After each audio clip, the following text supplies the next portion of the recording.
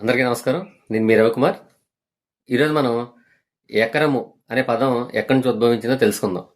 ఎకరము అనే పదం మొట్టమొదటగా బ్రిటన్ దేశంలో ఒక జంట ఎద్దులను ఒక రోజు మొత్తం భూమిని కానీ పొలాన్ని కానీ దున్నినప్పుడు ఆ పరిమాణం మొత్తాన్ని కూడా వీళ్ళు యూనిట్ల కింద పరిగణించారు. ఆ యూనిట్ని వీళ్ళు ఏకర్ అని చెప్పి అంటున్నారు. అలాగే ప్రపంచ దేశాల్లో ఈ ఏకర్ అనే పదాన్ని ఎక్కువగా పొలాన్ని భూమిని మొత్తాన్ని ఏకర్లో కొలుస్తూ ఉన్నారు. అలాగే ఎలలు దాటుతూ వచ్చి మన భారతదేశం వచ్చిన తర్వాత ఈ ఏకర్ ఏకర్ ఏకర్ అనే పదం ఎకరము అని పిలువబడుతుంది.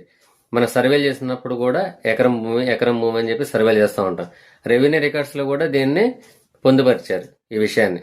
అయితే మరి ఒక ఎకరానికి ఎన్ని సెంట్లు ఉంటాయి, ఒక సెంటుకి ఎన్ని గజాలు ఉంటాయి, ఈ విషయాన్ని మనం ఒకసారి తెలుసుకుందాం. ఒక ఎకరానికి 100 సెంట్లు ఉంటాయి.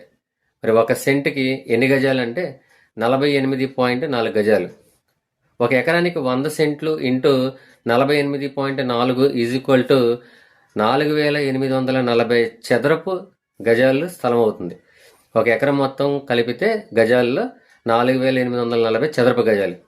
మరి ఒక సెంటుకి ఎన్ని గజాలు అంటే 48.4 గజాలు అని చెప్పి మనం తెలుసుకున్నాం.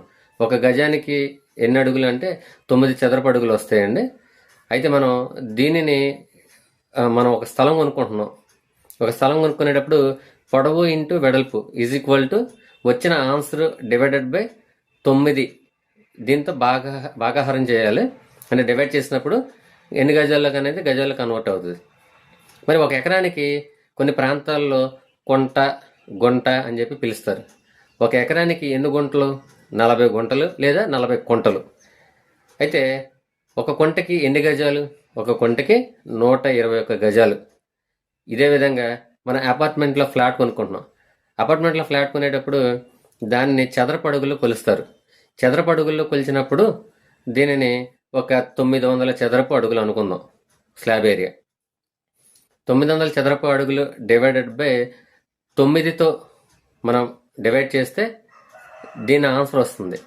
అంటే 100 గజాల స్థలంలోకి కన్వర్ట్ అయింది. ఇప్పుడు ఇది అంటే అడుగుల్ని మన గజాల్లోకి కన్వర్ట్ చేయాలి అంటే అడుగులు divided by 9 is equal to 100 గజాలు మన స్థలంలో కన్వర్ట్ అయింది.